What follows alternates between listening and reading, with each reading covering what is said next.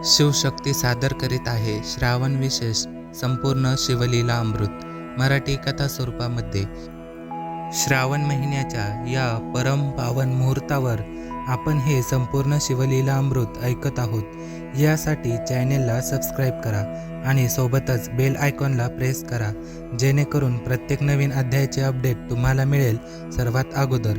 सादर करीत आहोत श्री शिवलीला अमृत यातील अध्याय 10। या अध्यायाचे नित्य पठन अथवा वाचन केले असेल तर त्यांना पुत्र होऊन तो मोठा विद्यासंपन्न होईल।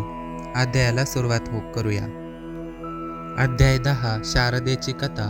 सूत म्हणाले, सज्जन हो, अनर्थ देशातील देवव्रत नामक ब्राह्मणास शारदा नावाची कन्या होती।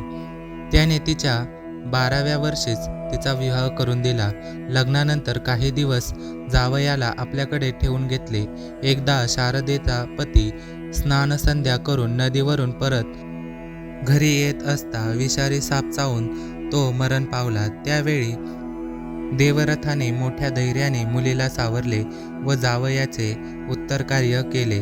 कालांतराने एके दिवशी शारदा घरी एकटीच असताना नैर्ध्रुव नामक एक अंध ऋषी देवरथाकडे आले। शारदेने त्यांचा आदर सत्कार करून त्यांना संतुष्ट केले। तेव्हा त्यांनी तिला तुझे सौभाग्य वाढून तुला विद्वान पुत्र होईल असा आशीर्वाद दिला। त्यावर खिन्नपणे हसून तिने ऋषींना आपली दुःखद कथा सांगितली। तेव्हा नैर्ध्रुव ऋषी म्हणाले, मी माझे शब्द खरे करून दाखवीन, तू निश्चित राहा। ही गोष्ट शारदेच्या मातापित्यांना कळताच त्यांच्याही मनात शंका आली, पण नैर्ध्रुवानी त्यांचे समाधान केले।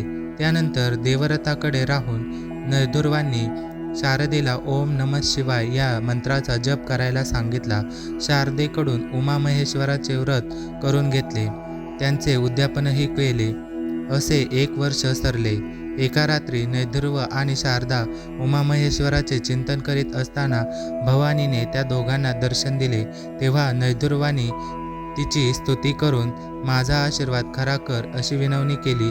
तेव्हा देवीने शारदेचे पूर्वजन्म कृत्य कर्म व ऋणानुबंध सांगून पुढे म्हटले, हिचा पूर्वजन्मीचा पती द्रविड देशात असून अजूनही हिच्यासाठी तळमळतो आहे।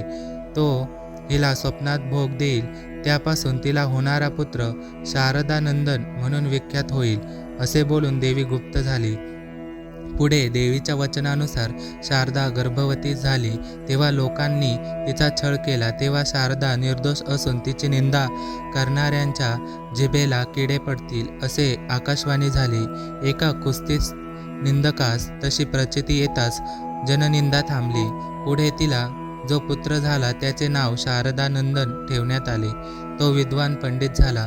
पुढे दैवयोगाने शारदेची व द्रविड देशातील तिच्या पूर्वजन्मीच्या पतीची श्री क्षेत्र गोकर्ण येथे शिवरात्रीस भेट झाली। पती पत्नी व पुत्र यांचे मिलन झाले। कालांतराने पती निधनानंतर शारदेने सहगमन केले व ती दोघे कैलासलोकी गेली। अशा प्रकारे श्री शिवलीला अमृत यातील अध्याय 10 समाप्त होत आहे।